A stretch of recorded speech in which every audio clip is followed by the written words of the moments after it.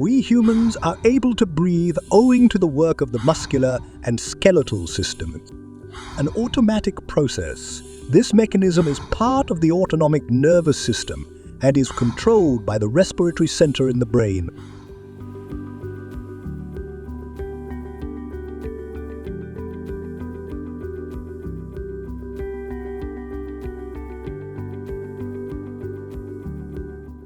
First, the trachea connects the nasal passages to the bronchi. The right bronchus splits into 3 secondary bronchi, while its left counterpart branches into 2. Similarly, the right lung comprises 3 lobes and the left 2 lobes. Sitting below the lungs is a sheet of muscle known as the diaphragm, which contracts and relaxes as we breathe. To protect the muscles from trauma, the sternum and ribs wrap around the organs. In fact, humans have 12 pairs of ribs, all of which are attached to the backbone. The 1st to 7th pairs are true ribs, which are directly connected to the sternum. The 8th to 12th pairs are false ribs, of which the 8th to 10th pairs attach to the 7th rib by cartilage. Among the 5 pairs of false ribs, the 11th and 12th are floating, which mean they do not reach the sternum or other ribs. Occupying the intercostal spaces between the ribs are the external intercostal muscles and the internal intercostal muscles. They are antagonistic, meaning when one contracts, the other relaxes and vice versa. As a result, our ribs can move in a controlled manner.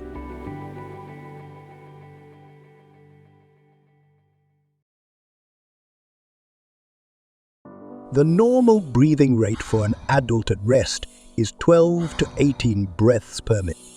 However, a person suffering from a severe asthma attack can have a breathing rate reaching more than 30 breaths per minute and about 40 to 60 breaths per minute when exercising. Now let's focus on inhalation, the first part of every breath.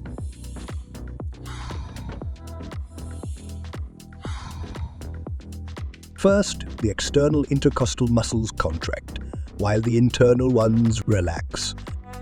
Again, it is this antagonistic behavior of the intercostal muscles that controls the movement of the ribs. As a result, the sternum moves up and forward, and the ribs move upwards and outwards.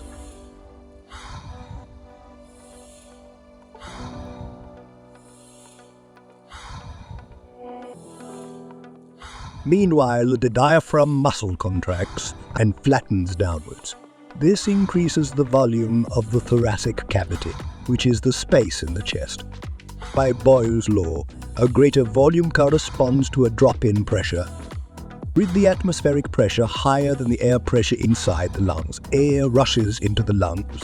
This is how we inhale.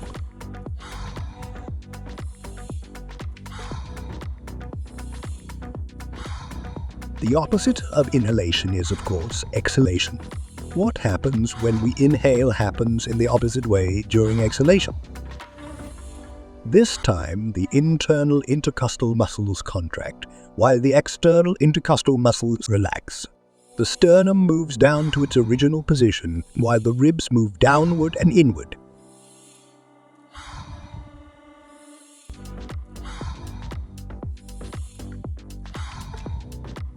In addition, the diaphragm muscle relaxes and arches back to its original position. The smaller volume of the thoracic cavity means an increase in air pressure in the lungs, which rises above atmospheric pressure. Air rushes out of the lungs down the pressure gradient into the surroundings.